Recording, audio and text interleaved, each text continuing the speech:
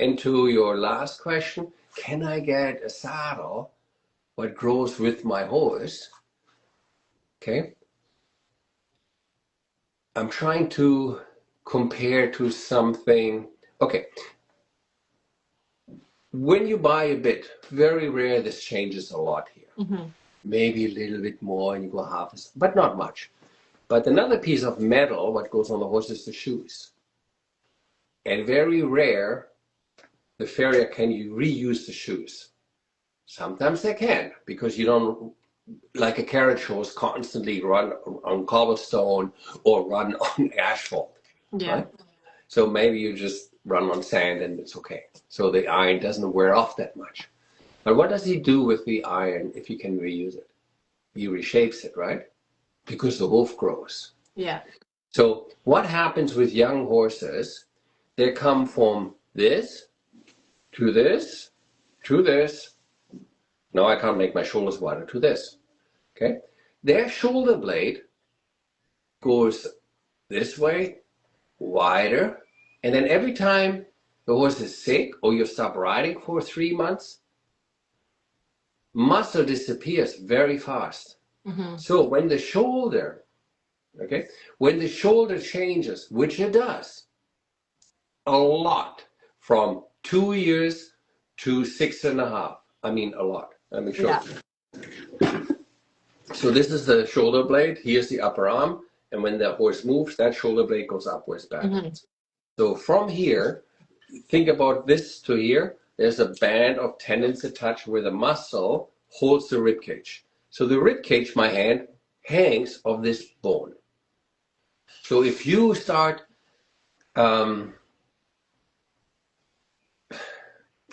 lifting weights, okay? Because, oh my God, I'm carrying my son everywhere.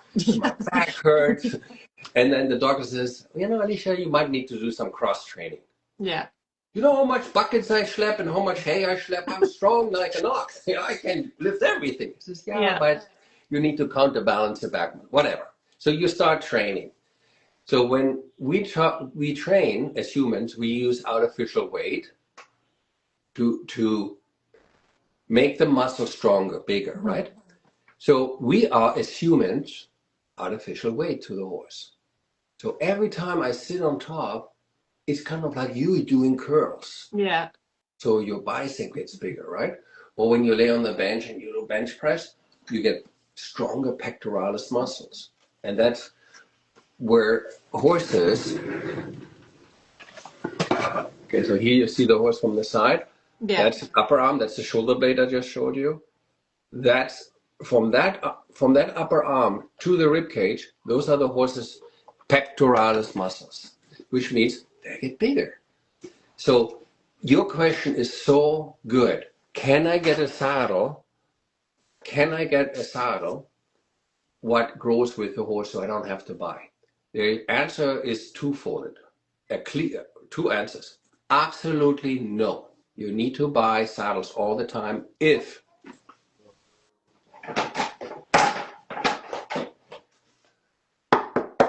you buy plastic saddle trees, you don't see it. They could have the most fanciest French Italian leather. It looks gorgeous. Most comfortable saddle you ever sit in. Okay? And they sell anywhere from $1,500 to the most expensive one is, I think, $9,500. So you can't see in the price. So ask what's inside. If it's a carbon fiber or plastic tree, you need to buy new saddles. Most likely, a customer with one horse goes between 3 to 5 saddles. That's a lot. Yeah. A lot of money, even if it's just a $1,500 saddles. Yeah. Holy cow, I'm spending what, $4,500? Especially in those first years when you're starting them. It's ridiculous. Yeah. Right? I learned that from experience. Yeah. Then wood tree. Absolutely no. A wood tree is unfortunately in the English market still very, very popular. But you see how it's riveted all the way here? And it's riveted all the way there? Yeah. Sometimes fitters say, oh, I can do it. Yeah, how? Oh, I spread the metal because yours got wider, right?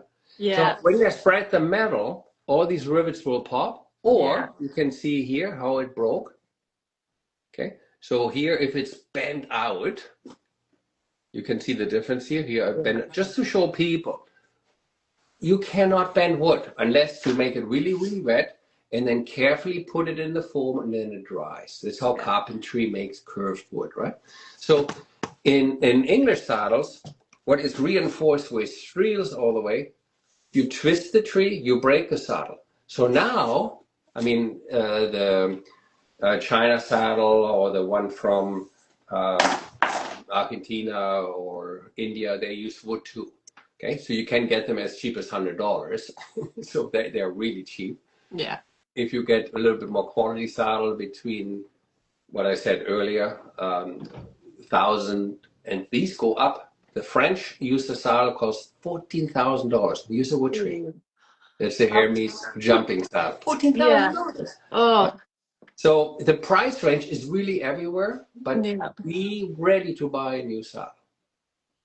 I personally like what I call the adapt tree because I can adapt it to the size the horse is always right. I don't like the flex tree saddles. The flex tree, they can go only in the angle. But what if the horse gets wider chest? Look at my hands go wide. A flex tree, there's approximately 25 companies who use that tree.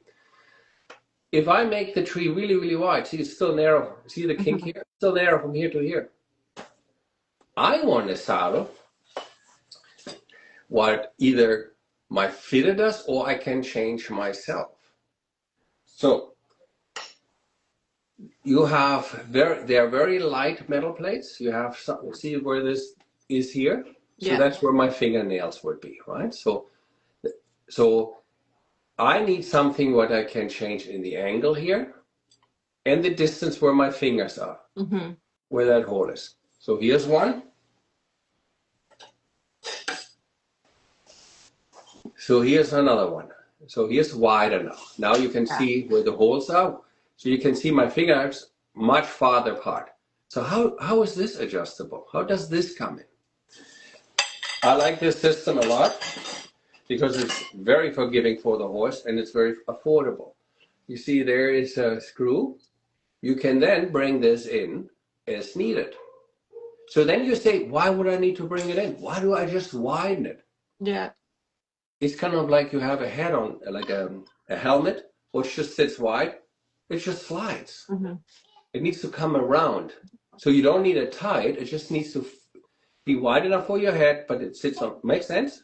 Yeah, definitely. So they call it the PSI-IG, an interchangeable gullet plate, because here I can take 7 different sizes. Oh, wow. Is he speaking already? Or he is, yes. Yeah.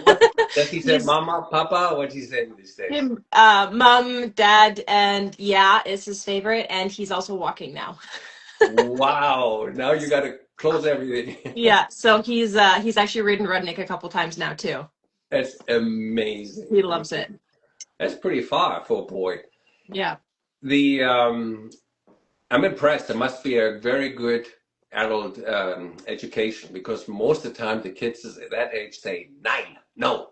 Yeah. So like it's good. Yeah, it's good. So then there's another plate. You own a saddle. They use this. You see this screw there and this here. You can literally adjust that saddle on the horse from horse to horse to horse to horse to horse. So let's say if you have 5, 6 horses, and you say, God, I ride 5 a day, but I can't afford 5 saddles. You put that on the horse.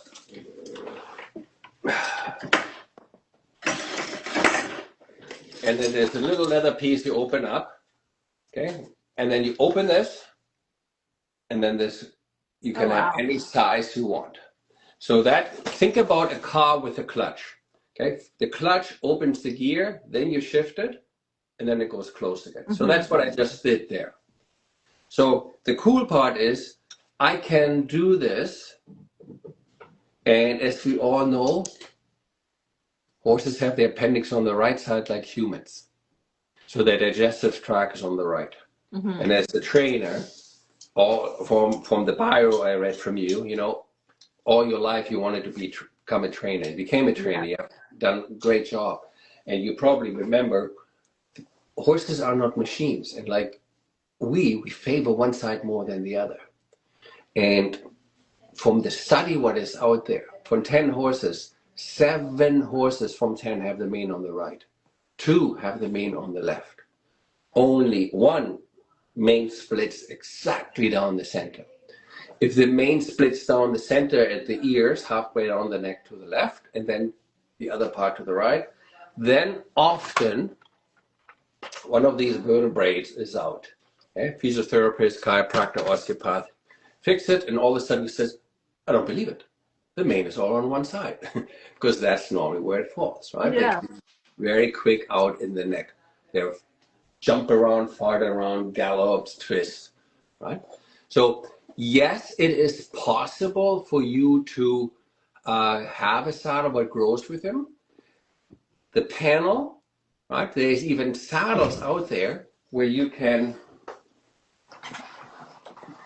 see here. This is the material I was saying earlier. This is the open cell. Yeah. And the felt. But I thought, how can we make a saddle so it's fast and cheap and the customer can do it?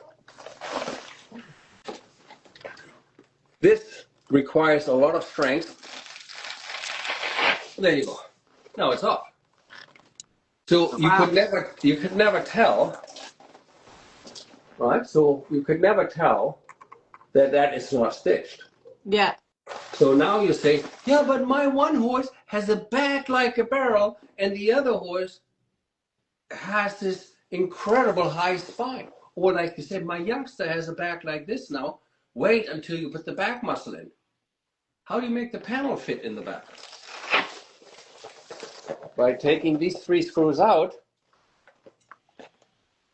Oh, okay, yeah. You replace what we call the wedge. This is the wedge. Okay, so today we as manufacturers have materials what is as thin as the credit card but stronger than rawhide covered wood trees. Same with Western saddles. Okay, these Western saddles you can change the bars. They are split 7 different ways. Mm-hmm. I would never. Today's price, you know how much hay is. You know how food, everything goes up. Yeah. Who in the right mind can afford a horse right now? Yeah, we're all riding bareback at this point. Yeah. And those people who do, if they have the money for the saddle, by the love of God, get a saddle that you can fit. Mm-hmm. Because you get that saddle, you keep that saddle for 40 years plus. My horse doesn't last that long. Well, what if you have a horse what lasts a little longer, yeah, right? What if you have maybe another youngster coming up? And you as a trainer, right? So I find it always hard. Thank God I didn't go that job, even though I loved it, become a trainer. I have this weird size. I'm 6'3", I'm 32 in the waist, but 38 in the leg. Good luck finding jeans. I always have to have custom-made stuff. Now try to find a saddle for me. So once I have a saddle, now it has to fit that damn horse. So this is why I said, once I have a saddle that fits me, I want that saddle. That's why I make all these different saddles. Yeah. If a customer says, I want chic, I want classy, I want nice thin panels, then I give them the option ABC. I tell them, you might have to rebuy it. It's okay. I buy every 2 years a new saddle. Okay, you got that saddle? Good for you. Yeah. I couldn't afford it. No. And because I'm my weird size, can't buy a saddle from the shelf. Right? So anyway, so this is hopefully helpful for your audience. Still very, yeah. And I know you have recorded this and it's on your wall so people can relook at that. Yeah. But definitely look at what flocking is. I recommend the wool felt, the wool synthetic, okay, what feels like this. Okay, and I recommend definitely a saddle like the Adapt tree where you can fit it in the width and the angle. Mm-hmm. And horses are not always symmetric. You might want to open one side a little bit more up than the other. Okay, you can't do that with most of the so-called adjustable saddles. Yeah. Lisha, it was great talking to you. Next You time I as see well. your son, hopefully he's not going to be 18 years old. Yeah. Yeah, hopefully. Well, Because that thank you was, so much. I definitely thank learned a you. lot, and I know everyone else will too. All right. Good Perfect. seeing you again. You too. Bye. Bye.